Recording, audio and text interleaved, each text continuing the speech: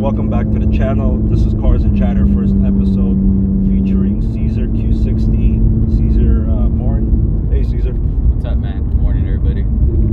So we're up on Big Tujunga Canyon today, Angeles Crest area, going up for a drive, and I think this is a perfect time to basically throw some questions at Cesar, see where he got started and so forth.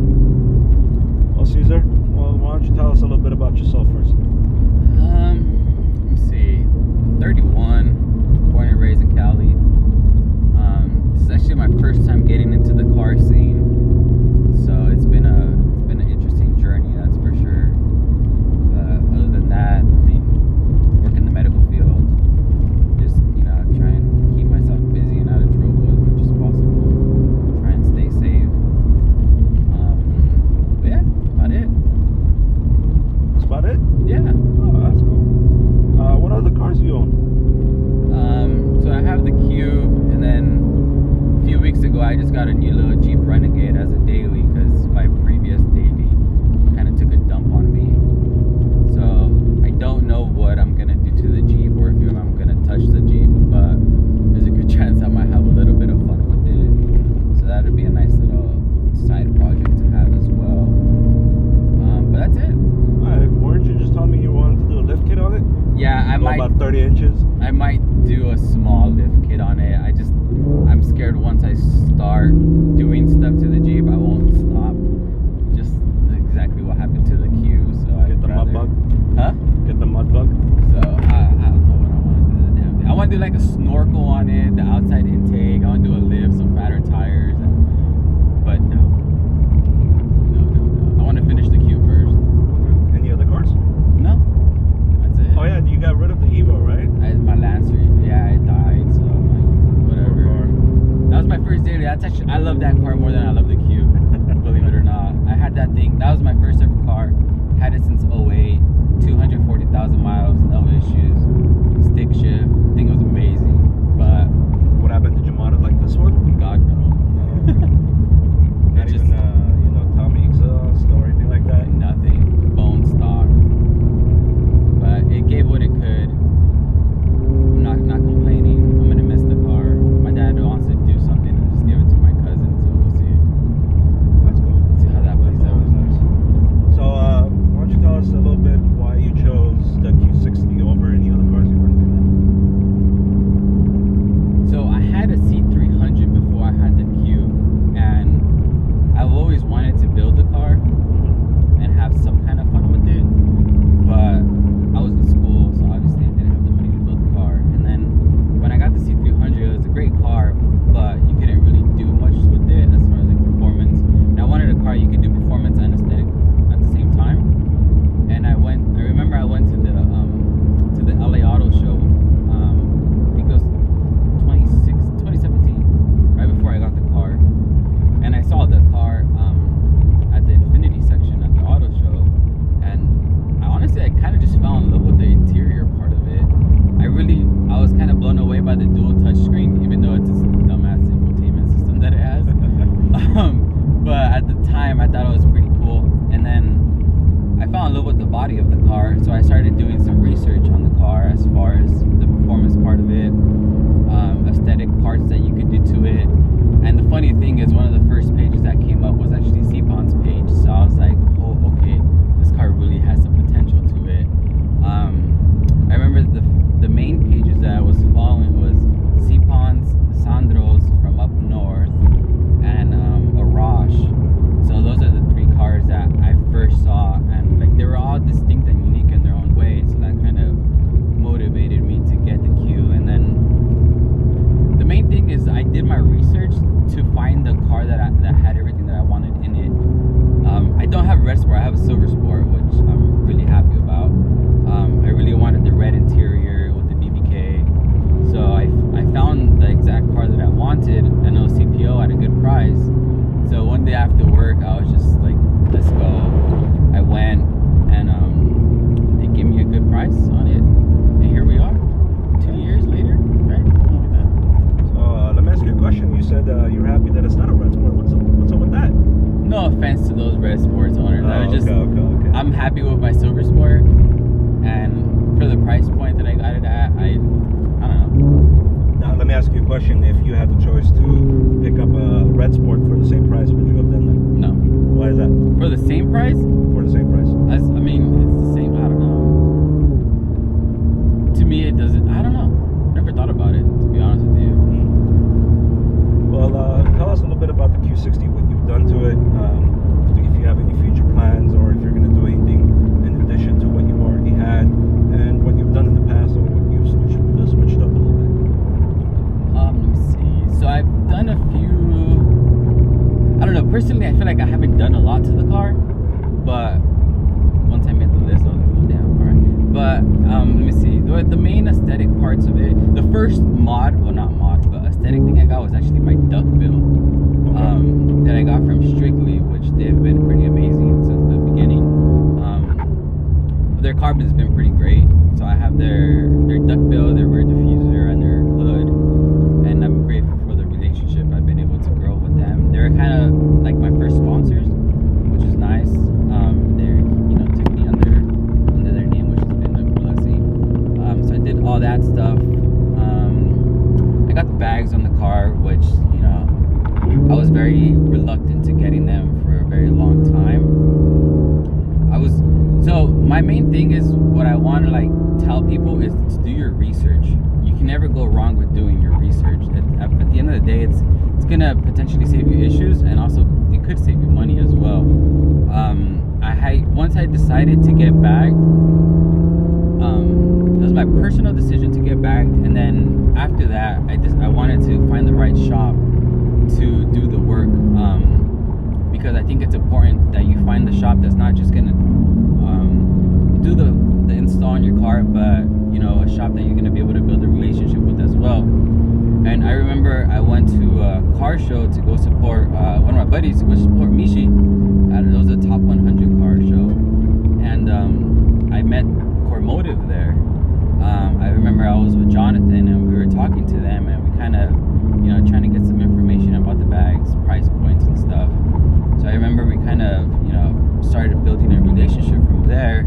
So Black Friday came around, and I hit them up, and they told me the savings. So I was just like, it's the perfect time to get bags.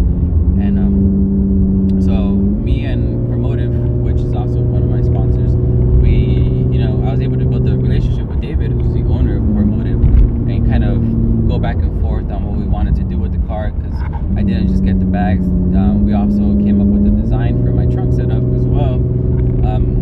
I originally wanted to do a wood flooring because it's the go-to, but after we discussed it some more, we agreed that wood is it's a little on the simple side. So we just went ahead and did carbon floor as well. So we had the carbon floor put in, and then he just went ahead and did some blue lines. So my previous setup was my ESR RF2s, which were 9.5 in the front by 22 offset, and my rears were 10.5 plus 22 offset, 19th, which I honestly I miss them sometimes, to be honest, but my buddy picked them up once I got my TEs, which my TEs were honestly a blessing. I actually got them used off of somebody on Instagram. So I found them on Instagram, and honestly, it was a deal that I couldn't pass up. And the best part was that they were the exact same specs as my ESRs, so I knew that the fitment was going to be exactly where I wanted. So I got those. I got them right before we did a show in Vegas, and so I have that stuff. And then let's see, at the hood, my front splitter is from Stillin, which was a gift from Kev's Q60. Make sure you give him a follow as well. I got my side skirt extensions from Street Design SD, which is the side skirt extensions that CPON will be doing a giveaway for. Make sure you guys subscribe so you can get a chance to win those. Exactly. They're pretty awesome. Honestly, they're made out of aluminum, and they're wrapped. I've had zero issues with them, and I've had them for quite a while now. I beat them up here at the Canyons a few times, but they've been pretty dope. So hit them up, Street Design SD. Let's see, what else do I have? From what I remember, you gave me a list that looked like a laundry list. Yeah, so that's exterior stuff. So my car was wrapped blue. I think that's where it all kind of like my Instagram started picking up. Once I got the car, like once it was blue and bagged, I feel like those are the two things that kind of like take a build to another level, to be honest with you. So it was blue, but then I decided I was done with the blue. Once I got my TEs, because they're matte blue, so I thought it was just too much blue. And going into the wrap thing, this is something that me and Sipan kind of had a discussion about, and it goes back to my previous statement as far as doing your research. Do your research if you plan on getting your car wrapped. Do your research as far as read their reviews, find somebody that had gotten wrapped by them. That way you know what you're getting yourself into, because a wrap is a big investment. You know, it's not just $500. You know, we're talking multiple thousands of dollars here. So you want it to be done right, and when you take off the wrap, you don't want to find any surprises like I found when I took my wrap off. So do your research on your wrap. You can never go wrong. Not with the wrap company. And the wrap too, because you want to get the right color. I've been blessed to not make any wrap mistakes or design mistakes yet, because I actually get my ideas, I get them rendered onto the car before I pull the trigger. So I have my buddy Serban Designs. You can follow him on Instagram. He photoshops everything onto the car beforehand. That way I decide if I like it or if I don't. That's why I haven't rewrapped the car yet, because I've been playing around with literally like 30 different colors. But I can attest to that. Yeah, so Sipan knows I've been sending him all my ideas and I get yes or no's. But I think I am set on a color, which I'm not going to disclose at the moment. But I'm excited because it's going to take me out of my comfort zone a little bit. Yeah, but I know the color combination will be pretty legit, so it should be a good one. Suspension-wise, obviously I have the airbags. I have the Hotchkiss front and rear sway bars. I have them set to the most stiffest setting. I have the SPL and links, which I highly recommend. If you look at our OEM and links, they are puny, and the SPL ones are amazing.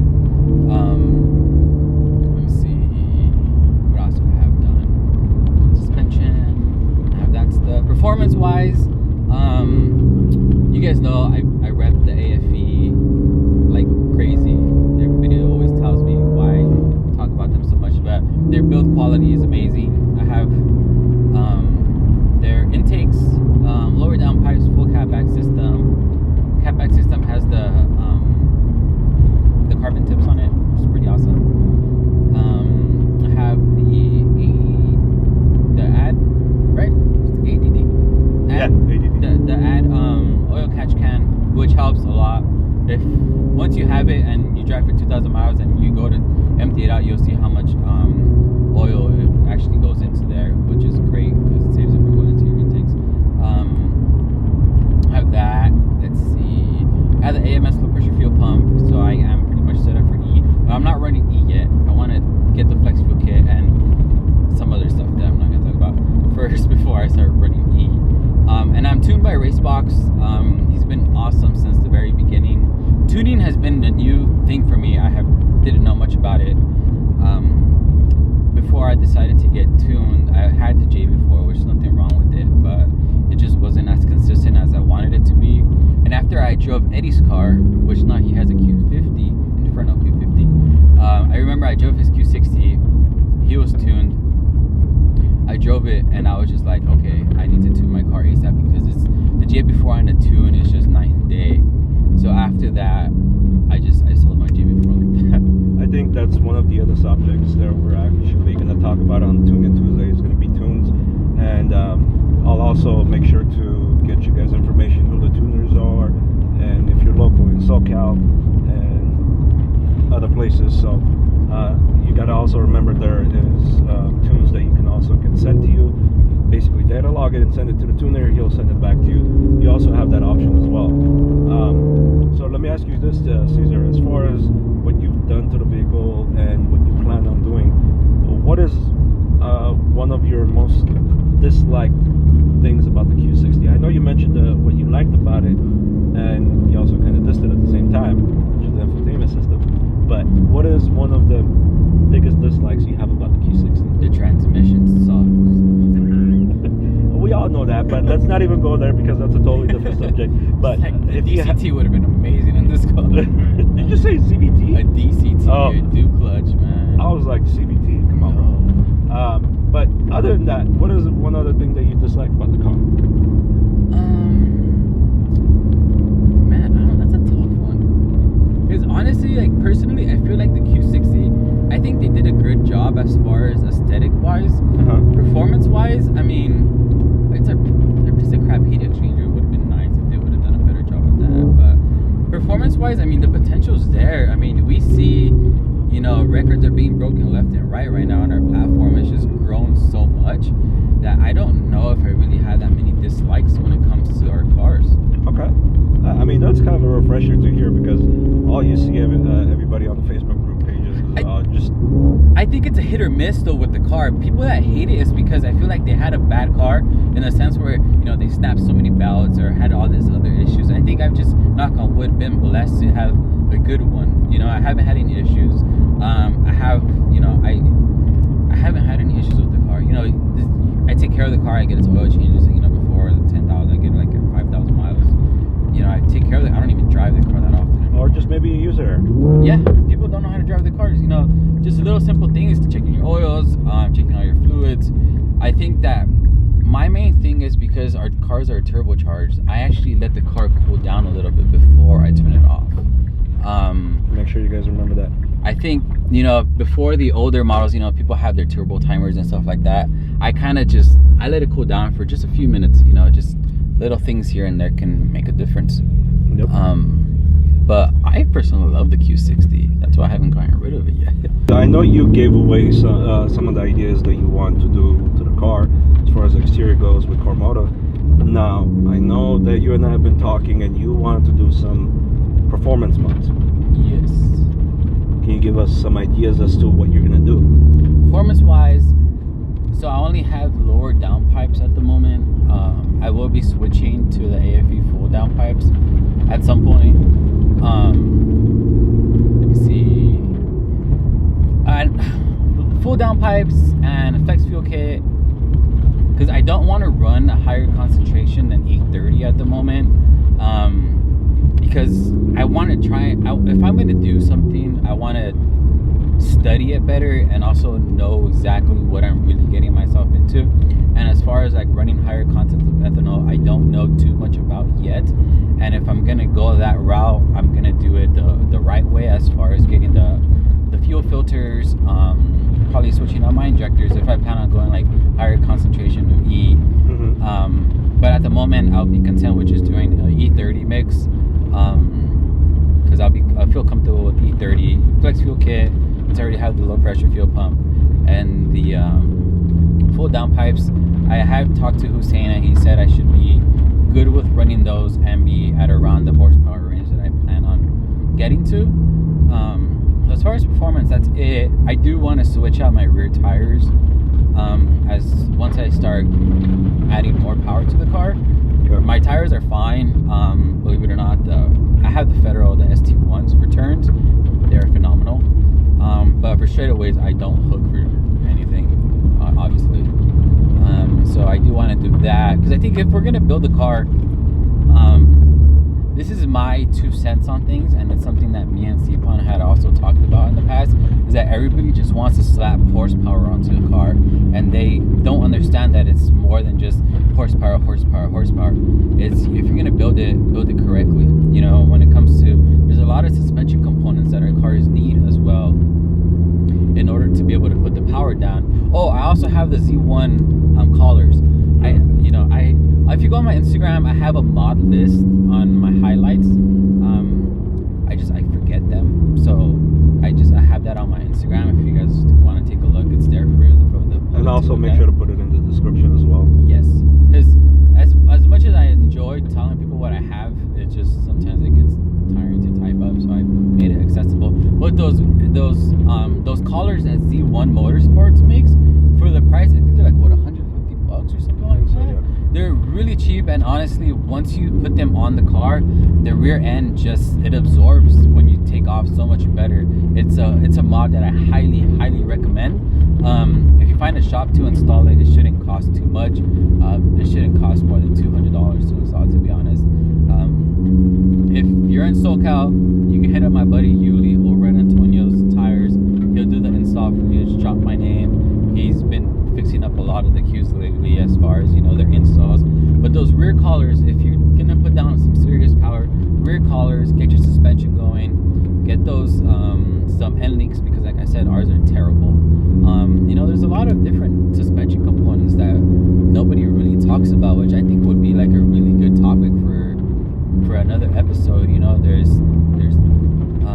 camber arms and all that other stuff that really make a difference. Well, that being said, I mean, as far as tuning goes, not tuning in the sense of tuning the ECU, etc., but as far as modifying, what is your do's and don'ts? So the do's for me is get your parts. If not, obviously everybody's financial thing is, everybody's situation is different, but get all your mods, get them installed, and then get tuned. Because a lot of people, they just want to get tuned right away, but then they don't have the supporting mods. Yeah, you'll be able to get some horsepower out of your car from just getting a tune on it, but you're not getting the car's full potential out of it at the same time. So it's get your mods in, and then that way you get your tune going. Yeah, the tuners offer free revisions for X amount of months depending on who you get tuned by, but you want to get tuned with the stuff that you have. Just get the basics, if you need to. A heat exchanger is a must. You can't get tuned without. You shouldn't. Yeah, people do it, but you shouldn't get tuned without getting a heat exchanger. Our cars run hot. If the more you pull on the car, the more power you're putting down. It's knowledge. It's knowledge. The more horsepower you put on into the car, the more heat that they produce. And with our cars, our cars are air to water cooled, so our temperatures rise a lot faster than an air to air car. I think somebody can correct me if I'm mistaken. So our heat exchanger is a must. That way you're able to run more fluid in your car. That way it's able to cool it down faster, so your car isn't heat soaking or going into limp mode just because your temps are up. The don'ts is running 500 wheel horsepower and you're still on your stock run flats. You're just asking to die at that point. And I'm not trying to sugarcoat it, but it's the reality of it. Is the stock tires, yeah, they're good if you don't do anything with the car, but you want to get some good rubber on your car if you're gonna put some power down, or if you're just gonna go like autocross roads or whatever you want to do with the car. Suspension is a key thing. Coilovers, I think, handle better than springs. Obviously I'm on bags, but I have my bags. If you don't understand the concept between like bags and everything else, bags are pretty much like coilovers, except instead of the spring, I have a bag system. But the coilovers, they have a dampening, so my bags also have a dampening to stiffen or soften the ride. I had the shop adjust my ride stiffness, and I think I have it set to where I feel comfortable and to where I like how it handles up at the mountains as well. That in conjunction with the sway bars, the sway bars are night and day on these cars. I highly recommend that you do the sway bars.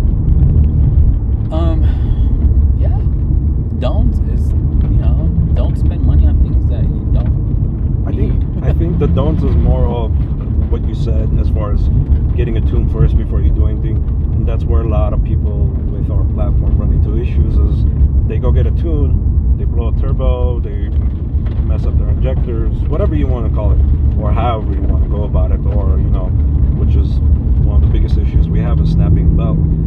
My personal opinion is on that. If you're gonna tune the car, make sure you have at least some modifications as far as the heat exchanger goes, intakes, and maybe downpipes, so you don't run into too many issues. And a lot of the JB4 guys, they'll go right off the bat +7, +8, +10, etc., or whatever it is, and blow their turbos. Correct me if I'm wrong. Oh yeah, it can happen. the JB4 too, it's good, but it's the same thing with the Tune. If you don't have the supporting mods with the JB4, you shouldn't be pushing those higher pluses, like in the custom setting, like the map 6. And the one thing that a lot of people I feel don't know is Burger Motorsport actually has a database where you could send your logs. You could do a data log, like do a pool. You could send in your logs, which reads your AFRs and all that stuff, and they will tell you if your car is running appropriate for that map. And a lot of people don't know that, so they just run it, but they don't know if their car is running healthy or not. And that's another thing I wanted to say. It's not bashing on Burger Motorsports or BMS, JB4, which is all the same thing. It's just with JB4, you have a little bit more access as to what you can do with the outcome of the tune and so forth. So a lot of people, when they go into the system itself and start changing things up, they don't realize that if they don't have the supporting mods, they're going to run into a lot of issues. People I know people that set up their map 7 to literally +7 on the full power band, but it's like, dude, our turbos are tiny. It's like at the top end they just die. There's no way that our cars are going to be able to handle the +7. +7, I'm talking about like Silver Sport and Premiums, not the RSs, because they can only do, I think, like +5, right? Yeah, something like that. All right, Cesar, I think we talked a lot about the interior, exterior, but I think you forgot one thing. It's the seats. Yes, sir. Tell us a little bit more. So my seats are from Brom, obviously. I think they're the Elite series. Luckily, I am sponsored by Brom as well. That was kind of like that's a good example. So I had applied to Brom once, and they had actually said no. So I waited a while, let my following grow and all that stuff. And I applied again, and they're like, okay, we're in. I'm like, what the heck? So you see, it goes to show you, it's like, don't get discouraged if a company tells you no. Not everybody's gonna say yes. You just have to accept it and just move on. Either you just buy it full price or just move on to another company. But so I got the seats. To me personally, the red is the closest red that I could find to match the OEM red, because I had the OEM red seats already. So I got these, and then I got the white harness. I chose white because I have the silver carbon trim, the OEM trim. So I think the white kind of blends in with the silver a little bit. And then I actually got my harness bar is actually custom powder coated by Cormotive as well, to match the interior some more. That way it all flows. The red that it comes with is a little too bright to match the inside, so we kind of darkened it up a little bit. And then David went ahead and he redid some of the sides where it bolts onto the seatbelt. He made it stronger, in other words. Not saying that the Brahms system is bad, he didn't like it, so he kind of made it a lot better. So he redid the I don't know what they're called, you get what I'm talking about.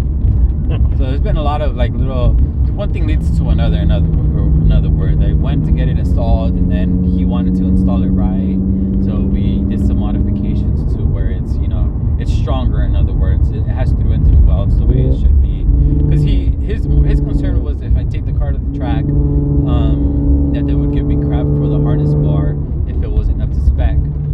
So he just made it to where it's more, where I don't have to worry about it, basically. And yeah, the harness bar has been cool. The whole harness in general, I think it looks cool, to be honest with you. This is actually my first time putting it into the test here at the mountains. And yeah, I got it, but I haven't done a canyon drive in a good minute. So, but the seats are comfortable.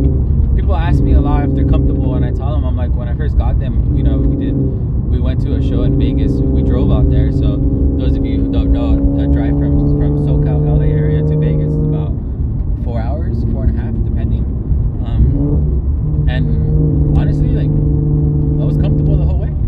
No complaints as far as. I wish they had more torso support, but I don't know if it's because I'm not the biggest person in the world. But other people say it hugs them nice.